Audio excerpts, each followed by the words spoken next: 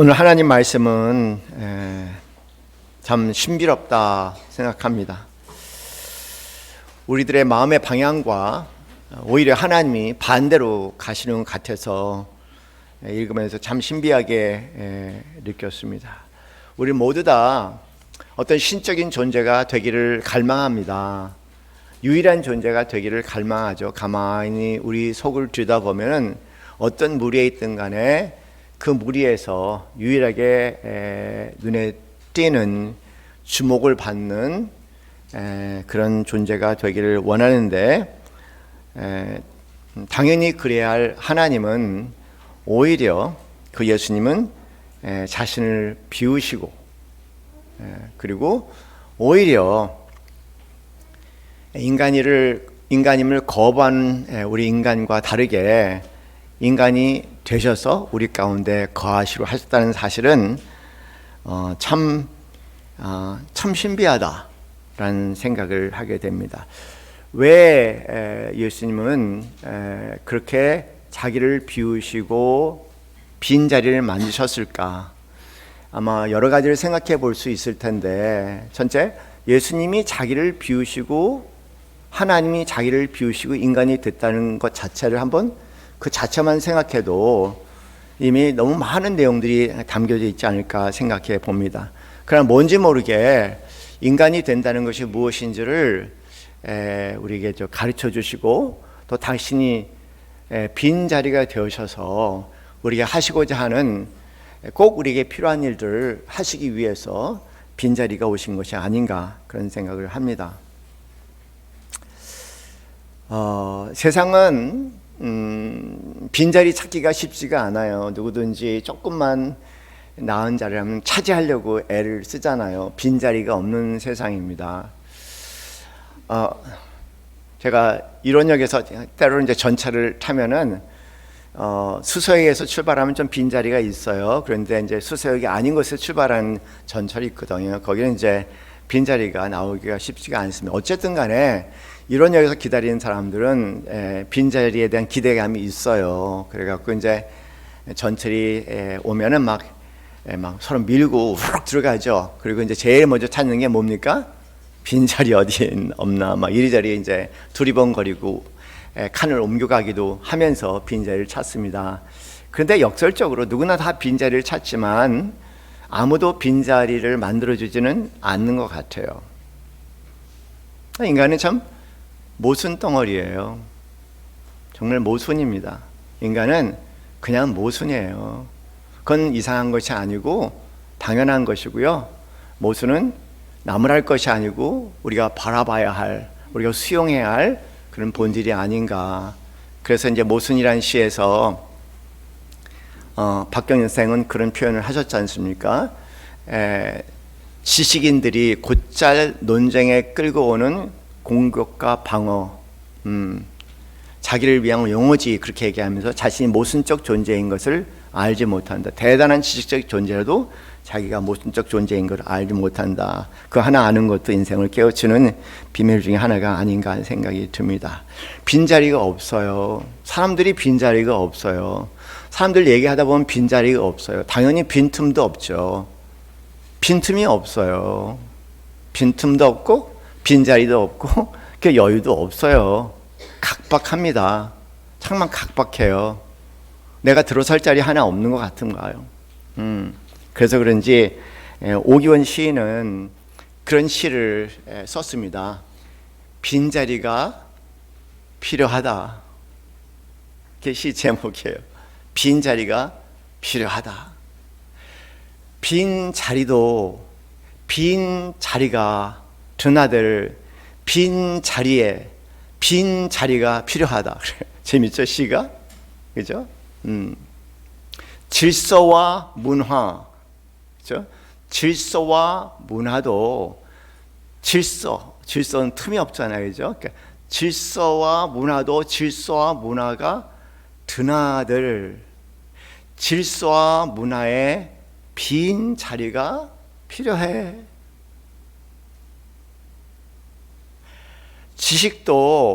지식이 드나들 지식에 빈자리가 필요하고 나도 내가 둔 아들 나의 빈자리가 필요하다. 내 친구요, 내가 둔 아들 자리가 없어도 나의 어리석음이라도 둔 아들 빈자리가 어디 한 곳에 필요해. 정말 빈틈과 빈자리가 없는 현대인들의 삶에 살면서 숨이 막히나 봐요. 예. 요만큼 흠과 틈이 보이면, 흠과 모자람이 보이고 어리석이 보면 즉각적으로 공격해오는 그런 세상 풍파 속에 내 마음 그만두고 나 그만두고 나의 어리석음이라도 자리할 수 있는 그 한 곳의 빈자리. 친구여, 어느 한 곳에 그 빈자리가 필요하다. 그런데 서로를 바라보며 생각해 보는 거죠. 어떻게 서로 빈자리가 되어주시는가 모르겠다. 아내는 남편에게, 남편은 아내에게, 부모는 자녀에게, 자녀는 부모에게 빈자리 하나 내줄 빈자리는 있는가 한번 생각해 볼 수 있는 시간이 되기를 바랍니다.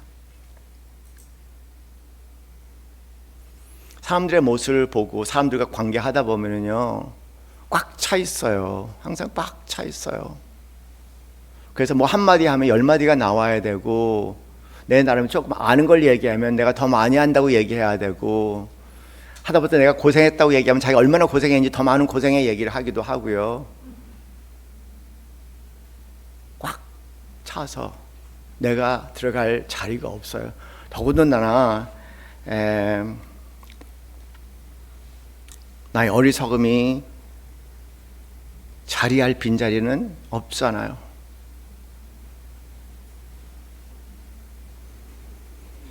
우리 생각으로 가득 차 있고, 우리의 염려로 가득 차 있고, 때로는 우리의 오름으로 가득 차 있고요.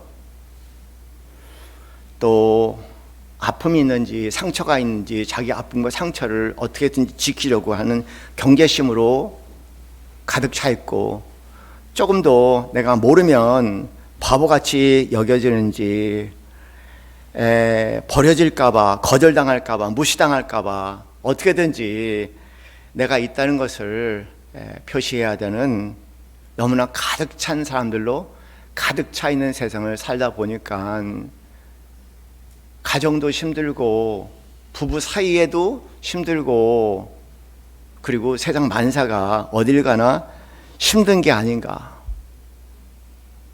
도대체 어디에도 나의 어리석음이 자리할 수 있고 머무를 수 있는 빈자리 없는 것 같아요.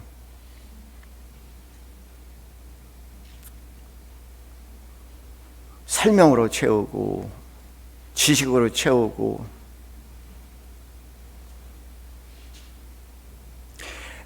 내 이야기와 내 지식이 들어갈 자리는 하나도 없는 세상, 참 답답하게 살아갑니다. 안타까운 것은 빈자리가 없는 마음에는 예수님마저 들어갈 자리가 없겠죠. 그게 우리가 깊이 생각해 와야 할 자리인 것 같아요. 그래요. 왜 그게 안 믿어지냐? 안 믿어지는 건 다른 거 아닙니다. 예수님이 들어갈 자리가 없으니까 안 믿어지는 거죠. 자기로 꽉 차 있어서, 자기의 생각으로 꽉 차 있어서, 자기의 모순적인 지식으로 꽉 차 있어서 예수님이 들어올 자리가 없는 거예요. 우리는 믿지 않는 사람들에 대한 얘기를 하는 것 같지만 사실은 믿는 사람도 거기에서 거리가 그렇게 멀지는 않지 않을까 생각해 봅니다.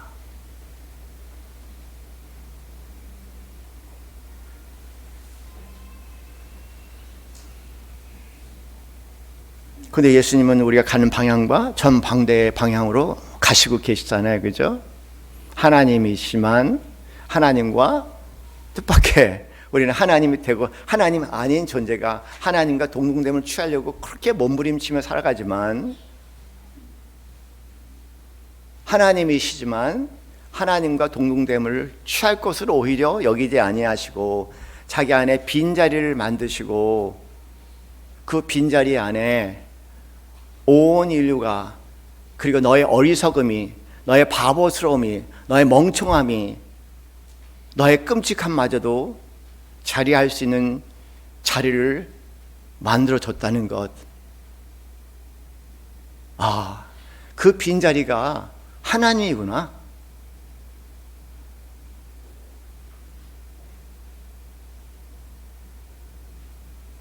그렇죠. 그 빈자리가 하나님이죠. 그 빈자리가 하나님이라는 걸 알았어요. 아, 그 빈자리가 하나님이구나. 예수님의 비움은 힘을 잃은 비움이 아니고 너나 우리 모두 다 부끄러워. 나도 부인할 수밖에 없는 내 자신이 들어올 수 있는 그런 공간입니다. 어떻게 보면 십자가는 단순한 고통, 예수님께서 나를 위해서 죽으셨다는 사건이 아니고 십자가는 하나님이 우리를 위해서 끝까지 마련하신 마지막 빈자리가 아닐까요?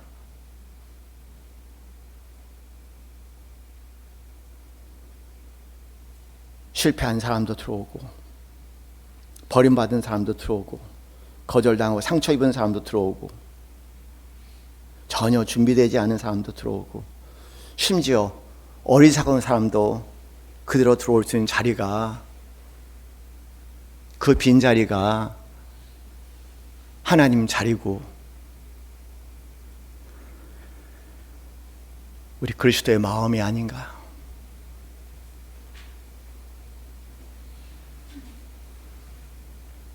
모든 것에 의견을 가지고 있는 사람 옆에 있을 때 얼마나 피곤해요.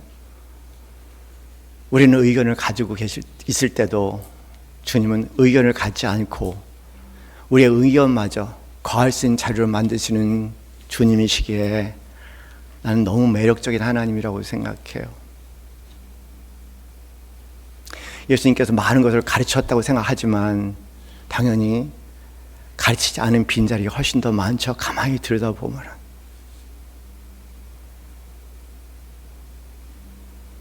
여러분 아세요? 예수님이 하신 말씀보다 바울이 한 말이 더 많다는 거 아세요?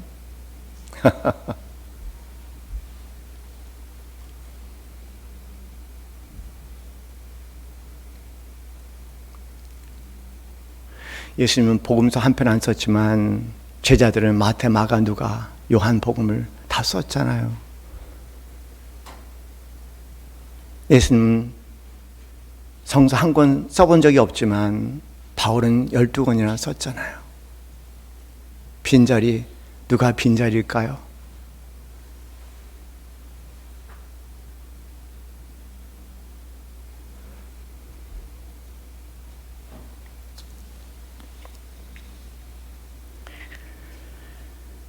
그래서 복음은 이렇게 말하지 않습니다. 준비가 된 자만 와라. 그런 적이 없어요. 복음에는. 준비되지 않아도 언제든지 뛰어갈 수 있고 머물 수 있는 빈자리죠. 깨끗해지면 와라. 그런 적 없어요. 복음은요. 율법주의자는 그렇게 얘기한지 모르겠지만 옳은 자들만 와라. 복음은 그렇게 얘기한 적 없어요. 한 번도. 죄인 들어오라고 했죠. 복음은 항상 그대로 와도 된다. 내 모습 그대로. 항상 내 모습 그대로.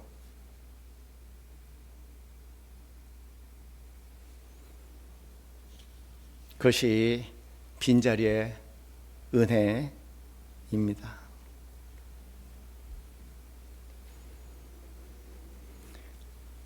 오늘 아침에 어떻게 제가 좀 늦게 잤어요. 왜냐하면 이제 윌라이프가 또 이제 시작이 되니까 윌라이프 10주 요번은 10줄 시작하기 전에 10줄을 다 써놔야겠다고 생각하고 쓰다 보니까 제가 놀랐어요. 1000페이지나 썼어. 저는 한 달간, 아니 3주 동안 1000페이지를 썼더라고요. 저 놀랐어요. 어떻게 1000페이지를 써지나. 쓰고 나니까 1000페이지야. 미쳤나? 그래서 줄이고 있어. 250페이지를 좀 줄이고 있습니다.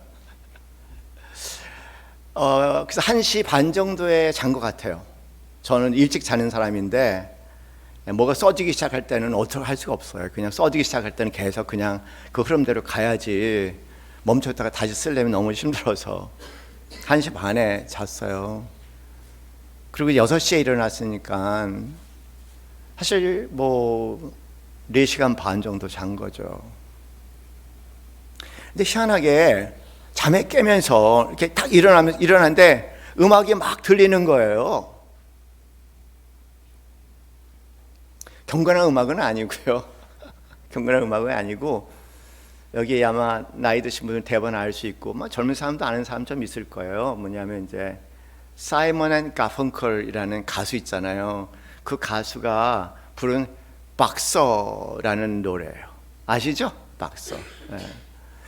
그 박서라는 노래에 한 대목이 떠오른 거예요. 갑자기. 그 내용은 그렇습니다. 이 박서라는 소리는 이제 복싱하는 선수를 생각하는데, 그런 노래는 아니고 어느 시골 소년이 뉴욕이라는 대도시에 와서 살려고 몸부림을 치는 그 모습, 그 생존 싸움하는 모습, 그 모습을 박서라는 상징어로 표현한 거죠. 그 노래의 마지막 대목은 이제 다시 이제 싸우다 지쳐갖고 이제 시골에 내려가게 됩니다. 시골에 내려가는 것으로 끝이 나는 노래인데요. 그 시골에 내려가면서도 이 뉴욕의 박서에서 삶을 잊을 수 없다고 탄식하는, 그 굉장히 역사를 좀 담고 있는 그런 노래거든요. 그 노래가 가사가 막 떠오르는 거예요. 갑자기 그 가사의 한 대목이 떠오르는데 너무 인상적인 대목이었어요. 어떤 대목이냐면은 이런 거예요. 내가 시골 소년이 서울에 와서 막 불안하고 두렵게 떨면서 아무 일에라도 입에 풀칠이라도 하겠다고, 아무 일이라도 하겠다고 달려드는데 노동자들 하는 임금마저도 주지 않는구나. 너무 힘들다. 그러면서 어떤 때는 내가 너무나 힘들고 외롭고 슬프고, 그래서 아무도 나를 찾지 않지만 내가 길을 지날 때마다 나를 찾는 여인들이 있더라. 그들에게 몇 번 몸을 맡겼지만 사랑하는 친구들이여, 그것마저 이해해 줄 수 있지 않겠냐 얘기하는 겁니다. 제가 이 가사 전체를 암송하고 있는 이유는 제가 중독을 옛날에 어느 그 모임에서 중독을 얘기할 때, 중독은 단지 쾌락을 쫓는 것이 아니라 늘 고통스럽고 괴롭고 불안한 삶이 잠시의 휴식을 얻기 위해서 취하는 것이 중독입니다 라는 설명을 하면서 이 소년이 왜 그런데 찾아가게 됐는지, 자기를 붙드는 사람이 그 사람들밖에 없더라는 거예요. 그래서 자기를 일시 몇 차례 솔직히 고백하고 있는데, 그랬다 얘기하면서 나를 이해해 줄 수 있지 않겠냐는 내용을 담고 있습니다. 당연히 예수님은 이해하시죠. 그거 예수님이 이해 못하실까요? 내가 아는 예수님은 다 담으셔내신 빈자리가 온 세상의 모든 죄인이 들어와도 거할 수 있는 빈자리예요. 예수님께 하신 말씀이 맞아요.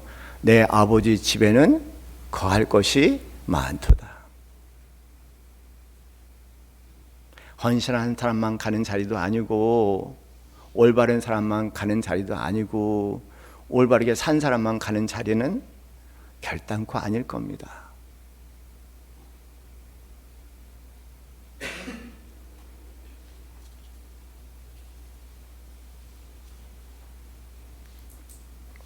어떤 신앙은 겉으로 뜨거워 보이지만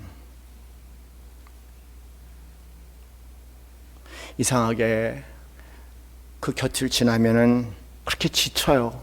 힘들고. 그렇지 않아도 내가 부족하고 하다고 생각하는데, 나를 더 부족하게 만들고 나를 더 수치스럽게 만드는 대단한 신앙인들이 내 주위에 너무 많은 것 같아요. 괴로워요. 힘들어요. 화가 나요. 때려 부시고 싶어요. 때로는 막 공격하고 싶어요. 그러나 그러기에는 그분들은 나보다 너무 사회적인 지위가 높은 사람이어서 또 차마 그러지 못하는 내 자신이 때로는 비참하기도 하고요. 징그러운 그리스도인이 생각보다 많은 것 같아요. 확신은 있는 것 같아요. 근데 눈물이라고는 요만큼도 볼 수 없는 그리스도인들, 피곤해요.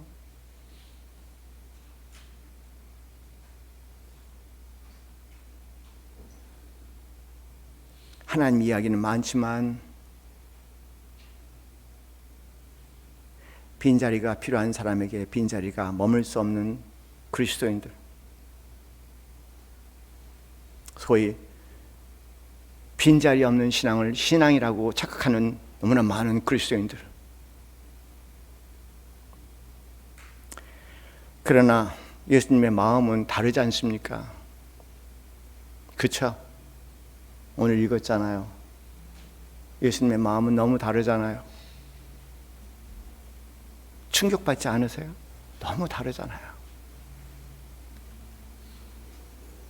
예수님은 한 사람이라도 더 들어서기 원해서 그러시는지, 한 사람 더 설 자리를 만들려고 몸부림치시는 분이 예수님이 아닌가 생각합니다. 오늘 우리에게 이런 말씀이 그렇게 시작이 됩니다. 너희 안에 이 마음을 품으라. 곧 그리스도 예수의 마음이니.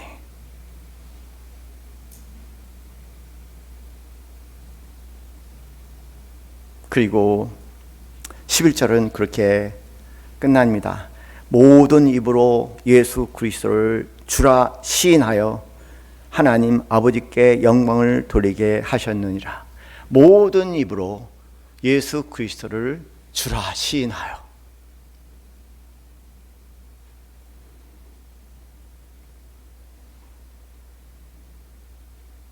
좀 비우면 살면 어떨까?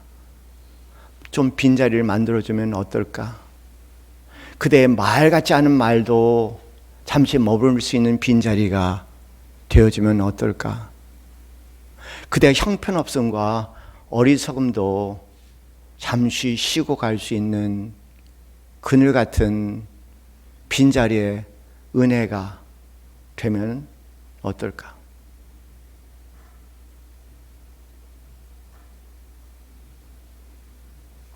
저한테 하는 말입니다.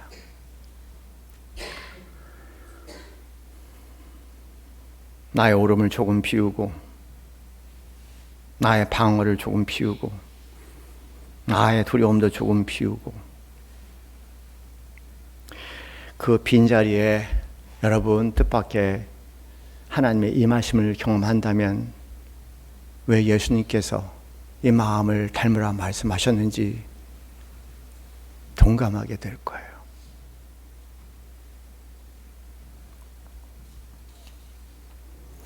신앙의 목적은 더 강해지는 게 아닙니다. 더 강한 사람이 되는 게 아니에요. 더 비워지는 사람, 더 부드러운 사람, 더 유연한 사람이 되는 게 아니겠습니까?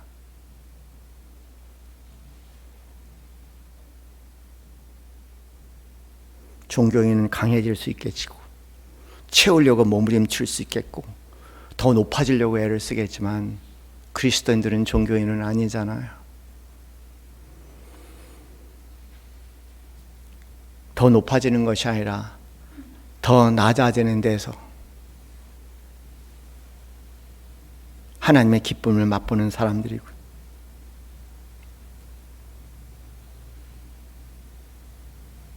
그 말씀이 마태복음 11장 28절 30절까지의 말씀 아니겠습니까? 수고하고 무거운 짐진 자들아 다 내게로 오라. 내가 너희를 쉬게 하리라. 나는 마음이 오냐고 겸손하니 내 멍에를 메고 내게로 와서 배우라. 나의 멍에는 쉽고 가벼우니 내게로 와서 쉬어라.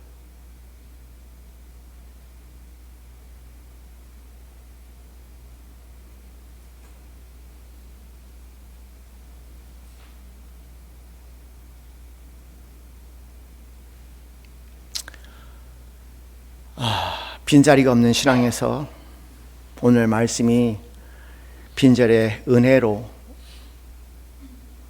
옮겨가는 그런 복된 말씀 되시기를 주님의 이름으로 간절히 축원합니다. 우리 함께 찬송합시다. 찬송가 455장 찬송입니다. 주님의 마음을 본받는 자.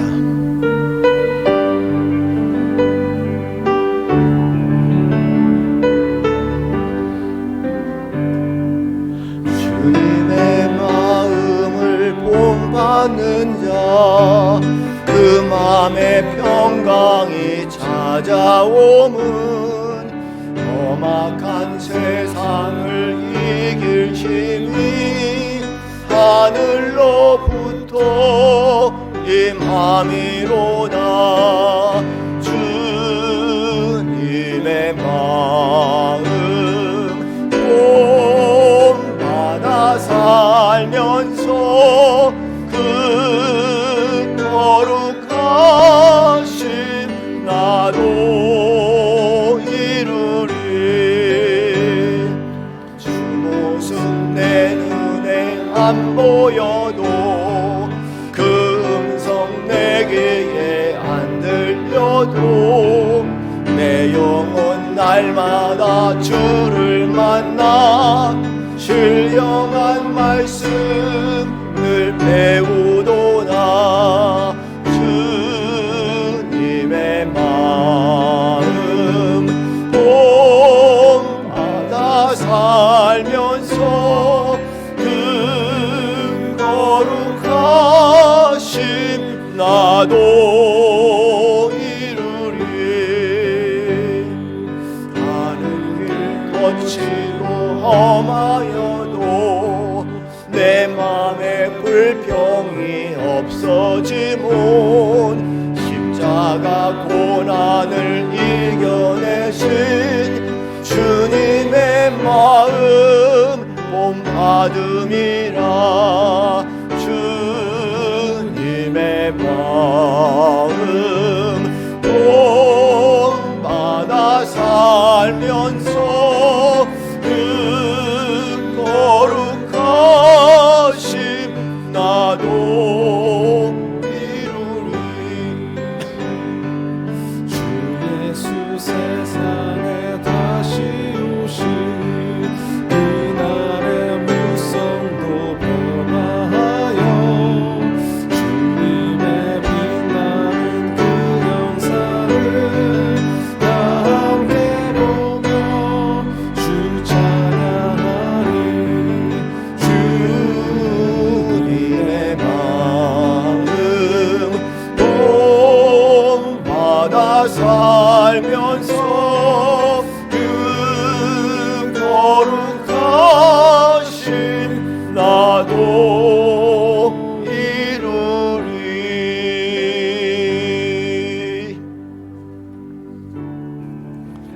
하나님 감사합니다. 오늘도 생명 같은 말씀을 허락해 주셔서 감사합니다.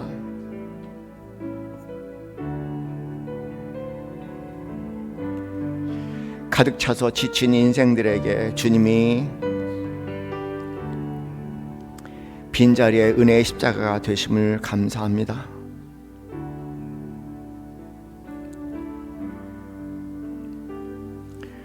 우리도 주님같이 비워 주님의 사랑이 우리 안에 머물 수 있는 빈자리가 되게 하옵소서. 우리 안에 한 사람이라도 더 품을 수 있는 공간을 열어 주옵소서. 그래서 우리의 삶이 안식이 되게 하옵소서.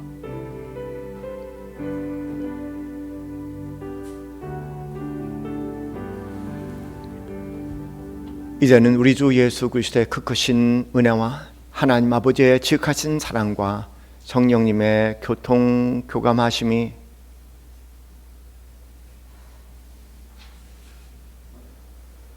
돌아보면은 우리의 늘 빈자리가 되어 주셔서 어떤 상황과 어떤 처지 가운데 거하게 하신 주님을 묵상하며